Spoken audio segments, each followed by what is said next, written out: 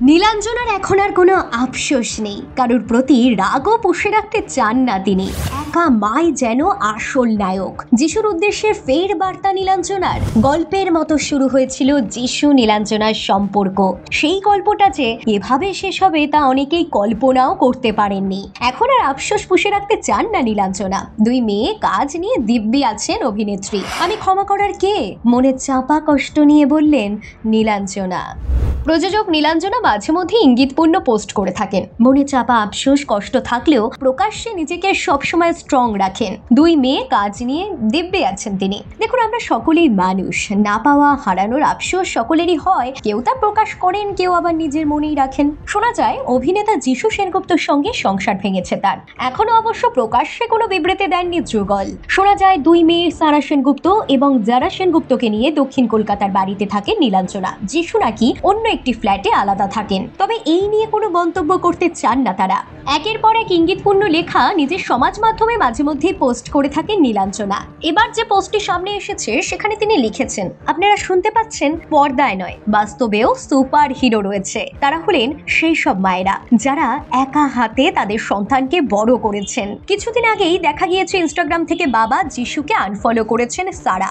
যদিও স্ত্রীকে অনেক আগেই আনফলো করে দিয়েছেন নায়ক, তবে কিছুদিন আগে পর্যন্ত মেয়ে সারাকে অনুসরণ করতেন তিনি, এখন আর করেন না। ইনস্টাগ্রামে তেমনটাই দেখা গিয়েছে। সারাও বাবাকে আনফলো করেছেন। মুখে না বললেও তাদের মধ্যে যে কিছুই ঠিক নেই এ যেন তারই পূর্বাভাস। পেশাগত দিক থেকে অনেকটাই এগিয়ে গিয়েছেন সারা। নীলাঞ্জনা যেমন প্রযোজনার কাজ করছিলেন সেটা তো চলছেই, অন্যদিকে সারা মন দিয়েছেন মডেলিং এর কাজে। ওদিকে যিশু সৌরভ দাসের সঙ্গে যৌথভাবে একটি প্রযোজনা সংস্থা খুলেছেন। 20 বছর তাদের বিবাহ জীবন এবং তার আগে প্রেম এত সহজে ভেঙে যেতে পারে কোনো তৃতীয় ব্যক্তির জন্য সম্পর্ক? এখনো যেন যিশু নীলাঞ্জনার বন্ধুরা এই ভাঙনের খবর কিছুতেই বিশ্বাস করে উঠতে পারেন না। এমন সুখের সংসার ভাঙলো কি করে? তবে কি পরকীয়ার অভিযোগ উঠেছে যিশুর বিরুদ্ধে? এসব নিয়ে প্রশ্ন অনুরাগীদের মনে আজও। অথচ যিশু সেনগুপ্তর উত্থানে তার স্ত্রী নীলাঞ্জনার অবদান সব থেকে বেশি। নীলাঞ্জনা বরাবরই আধ্যাত্মিকতায় বিশ্বাসী। আধ্যাত্মিকতা ত্যাগ, ক্ষমা করে দেওয়ার কথা বলে। এক্ষেত্রে নীলাঞ্জনা এক সাক্ষাৎকারে বলেছেন, আমি ক্ষমা করার কে। নীলাঞ্জনার আরো উপলব্ধি, রাগ পুষে না রাখাই কাম্য। জীবন শেষ হয়ে যায়নি, প্রত্যেকের জীবনেই অনেক কিছু ঘটে, কিন্তু আমাদের ঘুরে দাঁড়াতে হবে। আমার জীবনে যা আছে তাতেই খুব খুশি আমি। আমার কারোর প্রতি কোনো রাগ নেই, কোনো আফসোসও নেই, বলেছেন নীলাঞ্জনা। হয়তো বুকের মধ্যে চাপা কষ্টটা চেপে রেখেই।